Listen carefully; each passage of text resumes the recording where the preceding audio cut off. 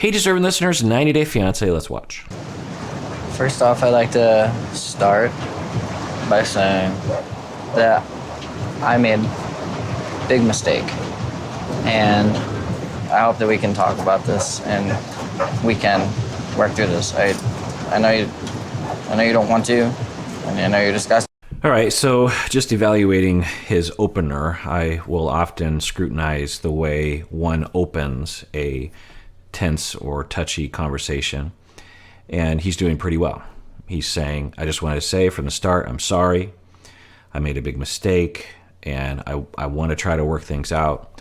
So that's good. We've seen other people in an unhealthy way just start accusing or start a conversation in a more destructive way. So, he's doing a good job. As viewers, we might wonder if he should just cut his losses and find someone else perhaps more compatible with him, at least from the way it looks from the outside. But, as far as openers go, it's a good one. By me, and you have all rights to do that, but what I want you to know is I will never... What I want you to know is that I don't buy it. I don't buy it anymore, okay? You know that deep inside, you don't regret any of that that you did. That's what I was thinking was going to happen, or what even was happening before, is that this is a question of him being with someone for a few months after they broke up.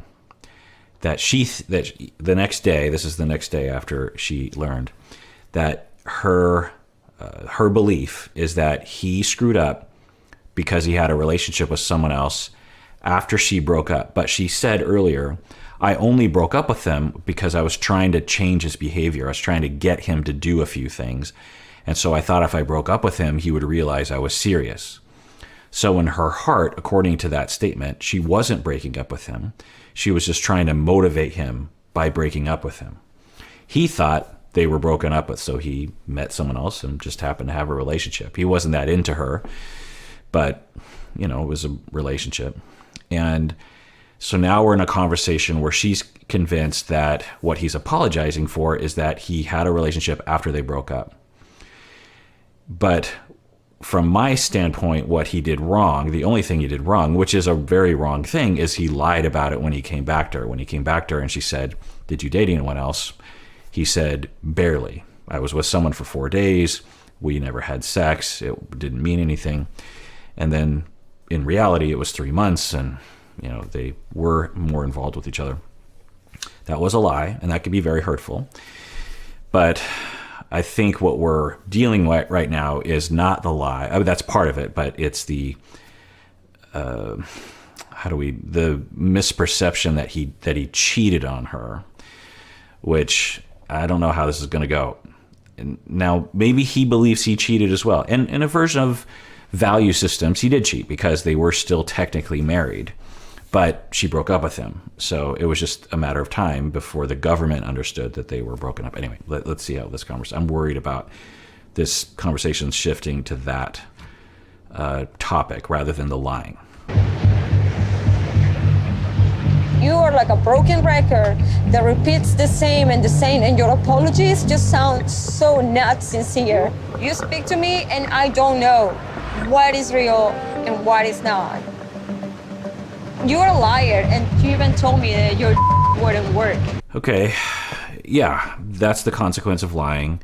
She doesn't know if she can trust anything that he says. Yeah, okay. It seems to be a little heavy-handed at this point, because the way now we don't know, but the way she's making it sound is that he lies all the time.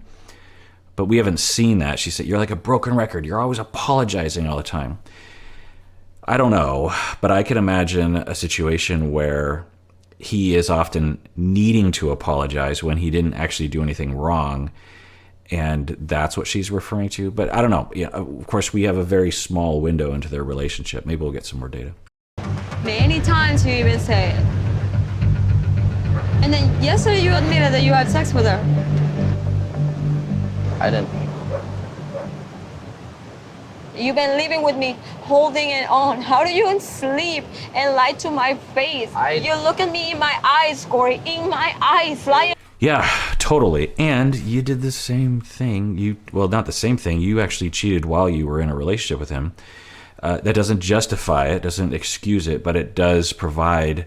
It seems like you would say, well, okay, I did that too, and I know how that feels. It's just like I just didn't want to tell, So you'd think there'd be some wisdom there around that. But I get it. She's totally justified in being hurt and being upset about the lying, 100%. You swear on your dead dad, you swear, and it's all lies. Wow, somehow that makes it worse to me. I don't know why, but that he swore on his deceased father that he was telling the truth when he was lying. Like, which makes me wonder about what was happening during that conversation, that he would have to reassure her in that way, and why he would. It's so unwise, right? Because it sounds like the conversation that they had was she was grilling him and interrogating him. And he's like, I swear on my dead father's, grave that I'm telling you the truth. I mean, it sounds like that's what's happening. And dude, if that's her energy, you gotta just tell her the truth at that point. Like, yeah, yikes. She's not somebody who cries. It's very rare. So to see Evelin break down and cry because of something I did is just, it's so horrible to know that you're the person causing this. So we're hearing from him that she doesn't cry very often, which was my suspicion. We're hearing behind the scenes that she doesn't cry very often. And it lends itself to that hypothesis that she puts up walls of a tough persona because she's trying to protect a very vulnerable side of herself, that she doesn't trust other people because of what she's been through in the past. But I don't know. I don't know how else to better explain it, but it is one of the worst feelings you can have. I'm your wife, Corey. I know. This is what you wanted? I've been so hard to fall in love with you. What was your point, to break all my barriers just so you can break my heart at the end? Yeah, this is interesting. It's starting to look akin to a Darcy defensive structure, that she's saying, what's the point? Her narrative at this point, which might be coming from a very hurt place, which would make sense, but her narrative is, what's your point? You broke me down. You got me into this very vulnerable place where I agreed to marry you, and then I agreed to have a ceremony with you soon. What was your point? And then you tell me this information that you had a full-on relationship with someone else, and you lied to me this whole time. And, what was your point? It's a very nefarious assumption about the other person, when and more likely, given what we've seen from Corey, who knows? We can't know his intentions, but I think he panicked. He got dumped, and so he's sad and wandering Peru and meets someone and has a rebound relationship, and then he says he comes back to get his stuff, and then the quarantine happens, forces them to work on their relationship. They decide to work on their relationship. They fall back in love. They were already married at that point. They decide they're going to make the marriage work. She starts grilling him. Did you date anyone? Or I saw a picture of you on Instagram or whatever. And he impulsively lies to her because he's trying to retain that relationship, and he doesn't think about it and think, I should probably just tell her the whole story. But given her aggression verbally, sometimes you could see how he would, be kind of knee-jerk reaction into a lie, which doesn't justify the lie at all, but it does explain it partially. And then he lies, and then their relationship progresses. She warms up. They start to, hey, this could work, even though we saw cracks in the foundation, the soup, all that kind of stuff. And her continuing to say, I don't know if I want to be married to this guy. She continues to say that, but maybe that's just that external, tough person on the outside. Maybe on the inside, she was desperate. I mean, given her emotion, it seems possible that there were those two sides to her. And then he tells her, and, it's not nefarious at all. I think there's a lot of evidence pointing towards Corey really loving her and desperately trying to please her all the time. But in her mind, her narrative is, you sucked me in, you manipulated me, you don't care about me. you wonder if you rinse and repeat relationships with this defensive structure over the next 10, 15 years, if we might see a version of Darcy down the road of maybe, and not the exact same defenses, but a similar dichotomy of I'm worthless, people don't love me, people are out to get me, I can't trust other people. There's that mode, and then there's I don't need anyone, and I don't want to be with anyone. Now, there's a good possibility that in addition to those two modes that she bounces between for Evelin, that she also is a free spirit and it doesn't really want to be locked down. I don't want to equate the walls with when she says she doesn't want to get married, she doesn't want to have kids, she wants to travel the world. I don't want to equate that because it would be a somewhat sexist thing to assume that, honestly. Because there's always this assumption, like, if a woman doesn't want to get married and have kids, there must be something wrong with her. It must be some psychological problem that she's running from something. So I don't want to say that because I don't believe that. So I want to section that off as, it's maybe that's just a personality trait. It seems like it is. In addition to that, she has this tough person, I don't need anyone, including you, Corey, and this very soft, very scared inner person that is being denied often because it's too painful to live in this place.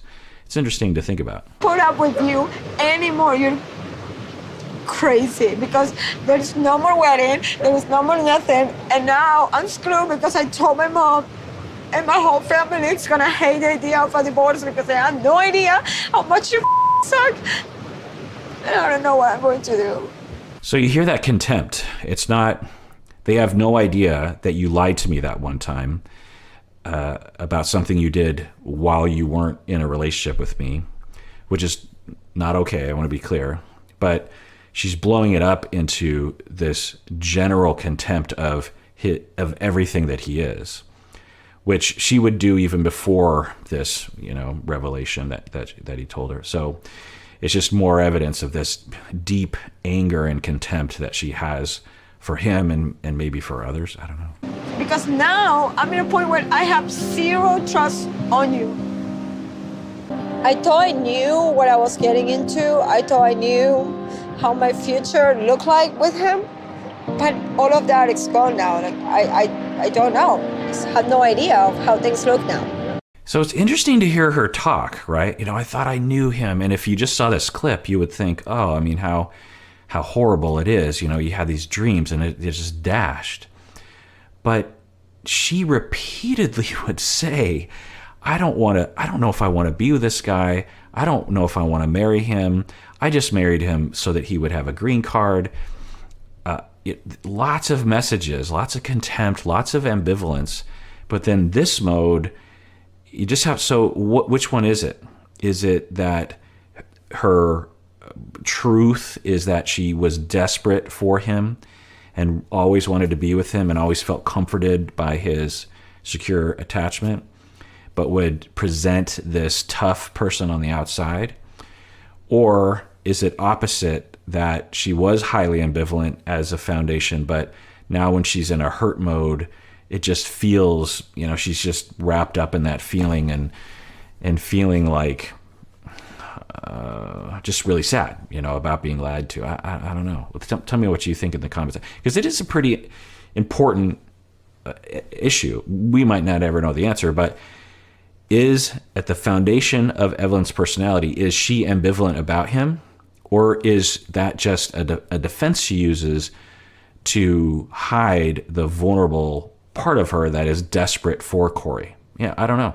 I tend to gravitate toward the second conceptualization because that's usually the case with people. But, obviously, I don't know. What do you think? I don't know if this is the right time to talk about this because... This is the only time I'm talking to you. After this, I'm not talking. I'm not staying with you. And I told you last night, grab your bags, pack up your things because I'm not going to put up with this anymore. So given that she said in the past she broke up with him, not because she wanted to break up with him, but because she was trying to make him change his behavior, we have to wonder if this is another time that she's doing that, which is not advised. But Does she really want to break up with him, or is she breaking up with him because according to her, she said that she broke up with him to send him a message. Is she doing that again this time? But I think it's a very strong possibility that it is. This time is no more chances, Corey. I really cannot do this anymore. I'm tired of the same excuses. I'm tired of you lying to my face, and trust has been broken. So she's referring, if you hadn't watched the show, you would assume, oh, he's lied to her repeatedly. He's broken her trust repeatedly. And so I don't know what she's talking about. Now, we're not behind the scenes, so maybe he's lied to her repeatedly. Or is she just blowing this up? Or is she referring to the many lies that he said about this instance months ago? I don't know. Maybe I'm missing something. I almost feel like I don't deserve to be with her anymore. This is how I feel. As badly as I want to be with her. I'm realizing that I made a much bigger mistake than I originally realized. So, okay, I hope that what he identifies as the mistake is the lying and not having a relationship with someone as a single man in Peru. Because it doesn't seem just that he would blame himself for having a relationship with someone after she broke up with him.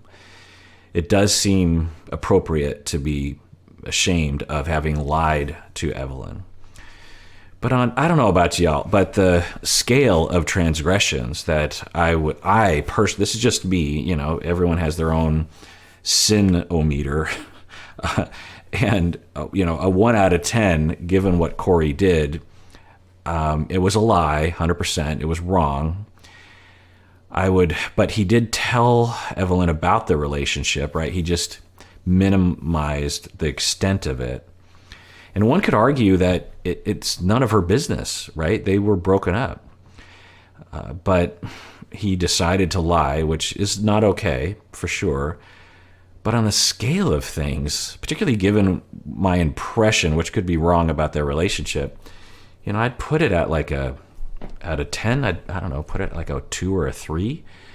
Definitely not a 10 the way that they're all treating it and the way that he's receiving it as, right? Man, I wish I could take it all back. 100%.